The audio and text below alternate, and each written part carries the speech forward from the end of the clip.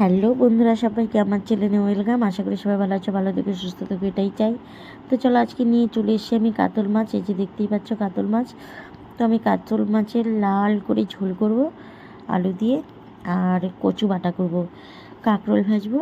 ঠিক আছে, তো ভিডিওটা দেখতে থাকো, আর ভিডিওটা কি স্কিপ করবে না, ভিডিওটা শেষ অবধি দেখতে থাকো। ভালো লাগলে অবশ্যই লাইক কমেন্ট শেয়ার করবে, প্লিজ প্লিজ প্লিজ চ্যানেলটা সাবস্ক্রাইব করবে। তো আমি জানি তোমাদের আমার ভিডিও কারো ভালো লাগে না, তো তোমাদের ভালো লাগুক না লাগুক আমি আমার মতো ভিডিও বানিয়েই যাবো, তাই না?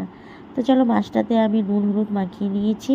এখানে পেঁয়াজ কুচি, লঙ্কা কুচি, এখানে কাঁকরোল চাক চাক করে কেটে নিয়েছি, এখানে আলু, আর এই হচ্ছে কচু, এটা বাটা করব। তো চলো আমার সঙ্গে থাকো আর দেখতে থাকো আমি কিভাবে কি দিয়ে রেসিপিগুলো করছি। ঠিক আছে, তো দেখো কচুগুলো টুকরো টুকরো করে এটাতে দিয়ে দিচ্ছি রসুন দিয়ে দিব। এবার দেখো এই যে এটাতে সর্ষে, একটুখানি আমি সর্ষে দিয়ে দিলাম। সে তোমরা সাদা কালো যেটা পারো দিতে পারো। দিয়ে দিচ্ছি পেঁয়াজ কুচি, এই দেখো দিয়ে দিচ্ছি লঙ্কা।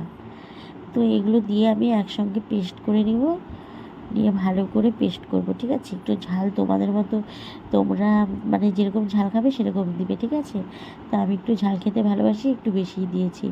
আর দেখো ওইদিকে দেখতে পেলে মাছগুলো হলুদ মাখানো হয়ে গেছে, আর এখানে দেখো আদা। তো চলো মাছেরও মশলা করে নিব আমি। তো এখানে হচ্ছে দেখো আদা বাটা আর পেঁয়াজ বাটা আমি বেটে নিয়েছি, আদা বাটা পেঁয়াজ বাটা। আমি এটাতে অন্য কিছু আর রসুন টসুন দেবো না, শুধু আদা বাটা পেঁয়াজ বাটা আর জিরের গুঁড়ো। তো দেখো এই মশলাটাতে আমি জিরের গুঁড়ো দিয়ে দিচ্ছি মানে ভিজার জন্য। গুঁড়ো মশলাটা যত ভিজবে ফুলবে তত মানে ভালো লাগবে খেতে। তো চলো লঙ্কা গুঁড়োটাও আমি দিয়ে দিচ্ছি একটু বেশি করে, কারণ আমি ঝাল খেতে খুবই ভালোবাসি। তো এখানে কি হচ্ছে, আদা বাটা পেঁয়াজ বাটা জিরে গুঁড়ো লঙ্কা গুঁড়ো, এটা হচ্ছে মাছের ঝোলের জন্য। তো মাছের ঝোলের জন্য তো এটাতে আমি দেখো হলুদটাও দিয়ে দিচ্ছি পরিমাণ মতো।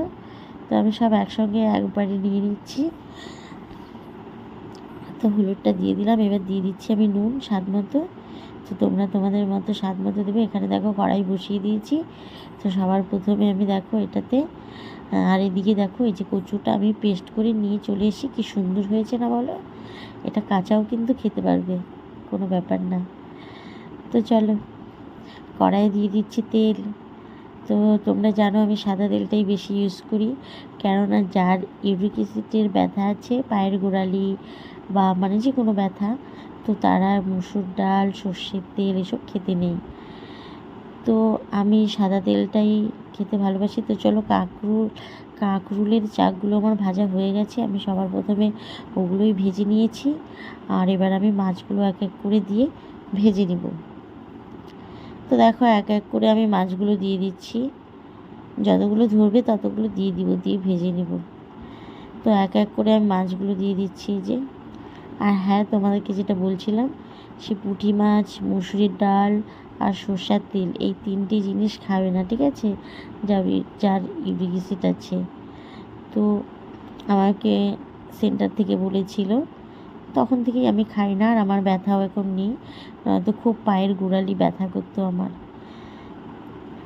তো চলো এক এক করে মাছগুলো উল্টে দিয়েছি, আর এই মাছের পিসটা আমার খুব দেখতে ভালো লাগছে।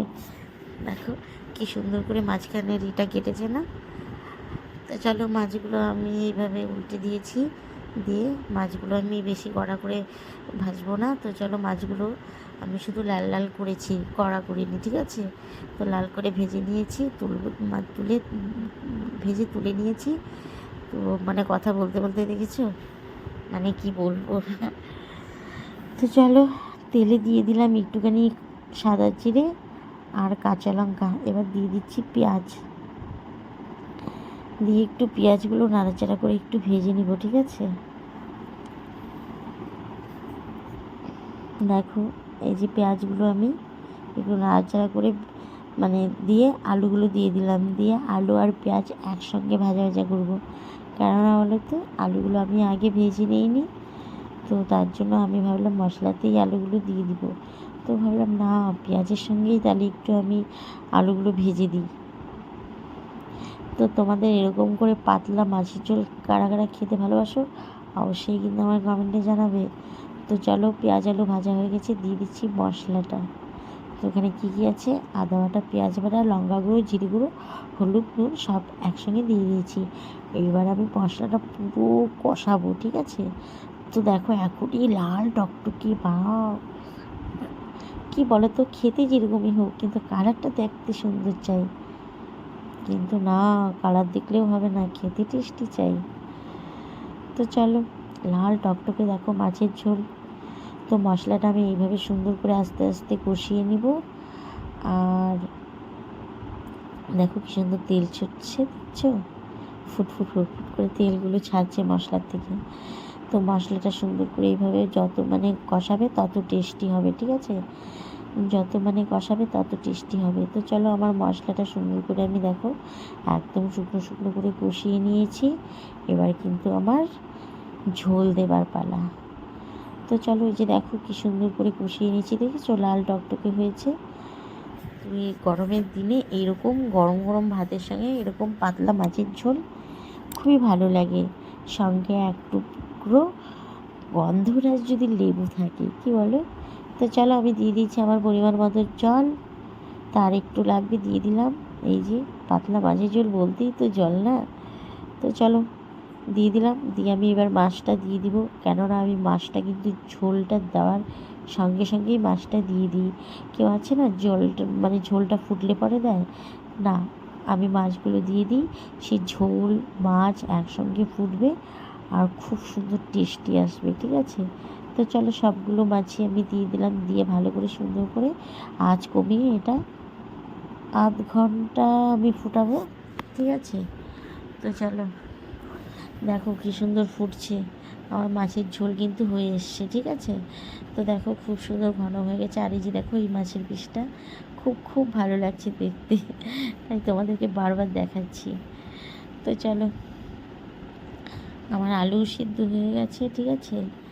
তো মাছের ঝোলটাও হয়ে গেছে, আর এই দেখো আলু সিদ্ধ হয়ে গেছে, দেখেছো, মাছের ঝোলটাও হয়ে গেছে, এরকম পাতলা মাছের ঝোল থাকবে। তো আমি এটা এবার নামিয়ে নিব। এটা আমি নামিয়ে নিয়ে আমি কচু বাটাটা তোমাদেরকে দেখাচ্ছি কি করে ইসে করব। তো চলো, মাছের ঝোলটা আমি নামিয়ে নিই। দেখো, এটা আর শুকানো যাবে না, এটুকু ঝোল লাগবে, ঠিক আছে। খুব পাতলা ঝোল হয়েছে, কি সুন্দর, আর বক বক বক বক করে ফুটেই যাচ্ছে ফুটেই যাচ্ছে। তো চলো, ঝোলটা আমি নামিয়ে নিয়েছি। তো এই মাছের ঝোলটা কীরকম হয়েছে রেসিপিটা অবশ্যই কমেন্টে জানাবে। আর এখানে বসে কড়াই ধুয়ে বসিয়ে দিয়েছি, দেখো এখানে হবে কি কচু বাটা, কচু তো পেস্ট করেই নিয়েছি। তো দিয়ে দিলাম কাঁচা লঙ্কা আর কালো জিরে। তো কাঁচা লঙ্কা আর কালো জিরে দিয়ে দিয়েছি তেলে, দিয়ে দেখো কচু বাটাটা এবার আমি ঢেলে দিচ্ছি, দেখো পড়ছেও না কচু বাটাটা। তো চলো, আমি কচু বাটাটা দিয়ে দিলাম, দিয়ে আমি ভালো করে সুন্দর করে নাড়াচাড়া করে নেব। এই দেখো দিয়ে দিলাম একটুখানি নুন, স্বাদ মতো নুন দিয়ে দিলাম, ঠিক আছে, দিয়ে দিলাম স্বাদ মতো নুন আর একটু হলুদ। তো এটাও আমি ভালো করে সুন্দর করে নাড়াচাড়া করে নেব। যে দেখো, দেখেছো খুব সুন্দর হয়েছে না, না টেস্টটা খুব সুন্দর হয়েছে। তো চলো, এই যে দেখো কচুটা আঠা আঠা হয়ে যাচ্ছে, আর দিয়ে দিচ্ছি চিনি। তো কচু বাটাতে একটু চিনি না দিলে ভালো লাগে না, তো দিয়ে দিলাম চিনি। দিয়ে দেখো এই যে সুন্দর করে ভালো করে আমি নাড়াচাড়া করে নিয়ে এটা নামিয়ে নিলাম। তো দেখো হয়ে গেছে আমার কচু বাটা।